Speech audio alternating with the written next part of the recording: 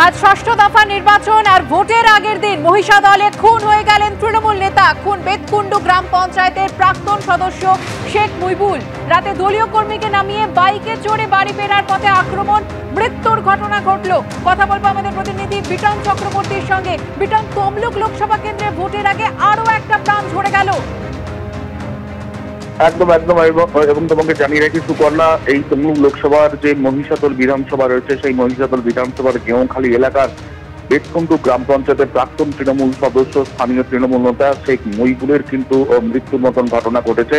এবং তৃণমূল কংগ্রেসের পক্ষ থেকে যেটা অভিযোগ করে বলা হয়েছে যে এই শেখ মুইবুল রাত্রি 11টা নাগাদ এক দলীয় নেতাকে তিনি তার বাড়িতে ছেড়ে যখন ফিরছিলেন সেই সময়ই বিজেপি আশ্রিত দুষ্কৃতীরা তার উপরে হামলা চালায় এবং রীতিমতো তাকে ধারালো অস্ত্র দিয়ে এলোপাথারি তাকে মারধর করা হয়, এমনকি জখম করে তাকে কিন্তু পাশের একটি পুকুরে সেখানে ফেলে রাখা হয়। পরবর্তীকালে স্থানীয় তৃণমূল নেতা কর্মীরা তারা যখন খুঁজে পায় সেখান থেকে নিয়ে তাকে যখন মহিষাদলের ব্লক প্রাথমিক স্বাস্থ্য কেন্দ্রে নিয়ে যাওয়া হয়, সেখান থেকে তমলুকের যে তাম্রলিপ্ত মেডিকেল কলেজ হাসপাতালে নিয়ে যাওয়া হয়, সেখানে কিন্তু তাকে মৃত বলে ঘোষণা করা হয়। বিজেপির বিরুদ্ধে তৃণমূল এই অভিযোগ করলেও বিজেপির তরফে কিন্তু সেই অভিযোগ অস্বীকার করা হয়েছে। এবং তুমি যেরকম ভাবে বলছিলে কয়েকদিন আগে, তুমি যখন নন্দীগ্রামে একজন বিজেপির মহিলা কর্মী খুন হয়েছিলেন, ঠিক একই রকম ভাবে এখন কিন্তু দেখা গেল ভোটের আগের দিনে রাত্রিবেলা এই মহিষাদলের একজন তৃণমূল নেতার খুন স্বাভাবিকভাবে কিন্তু গোটা যে এলাকা জুড়ে কিন্তু উত্তেজনা রয়েছে। যেহেতু আজকে ভোট রয়েছে তা নিয়ে কিন্তু চাপানুতর চলছে।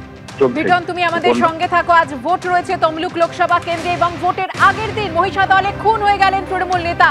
খুন বেতকুন্ডু গ্রাম পঞ্চায়েতের প্রাক্তন সদস্য শেখ মুইবুল।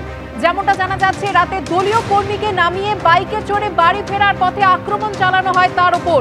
ধারালো অস্ত্র দিয়ে কোপানোর পর আহত তৃণমূল নেতাকে পুকুরে ফেলে দেওয়ার অভিযোগ ওঠে। আর এই ঘটনায় বিজেপির দিকে অভিযোগের আঙুল তৃণমূলের। যদিও বিজেপির তরফ থেকে দাবি করা হচ্ছে যে তৃণমূলের গোষ্ঠীদ্বন্দ্বের জেরেই ঘটেছে এই ঘটনা।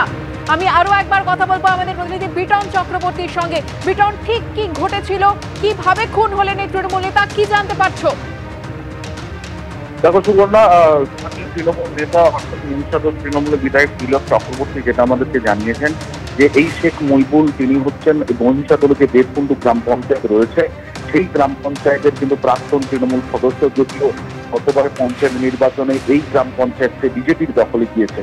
এবং এই শেখ মুইবুল তিনি যখন তার মোটরসাইকেল করে একজন বিজেপি কর্মীকে তার বাড়িতে পৌঁছে দিয়ে তিনি যখন রাত্রি প্রায় 11টা নাগাদ ফিরছিলেন, ঠিক তখনই তার উপরে আক্রমণ চালানো হয়। যেটা তৃণমূলের অভিযোগ, তাকে প্রথমে ঘিরে ধরা হয়, ঘিরে ধরে এলোপাথারি ধারালো অস্ত্র দিয়ে তার উপরে চপার দিয়ে সেখানে আঘাত করা হয় এবং আশঙ্কাজনক অবস্থায় কিন্তু তাকে সেই অবস্থাতে পাশে যে পুকুর রয়েছে সেখানে কিন্তু সেখানে ফেলে দেওয়া হয়।